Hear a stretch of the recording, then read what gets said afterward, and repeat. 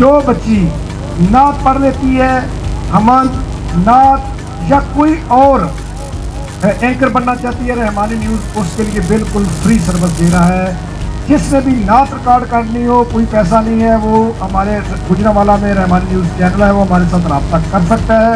वो नात पढ़े या न्यूज़ कास्टर बनना है, एंकर बनना है, बल्कि हम अब तो एक ड्रामा बना रहे हैं। उसमें अरशद खोकर साहब भी हैं, मैं हूँ और बेशुमार और स्टेज टीवी के हैं जो इसमें हिस्सा लेना चाहे, ये सब के लिए फ्री है जी। नेक्स्ट,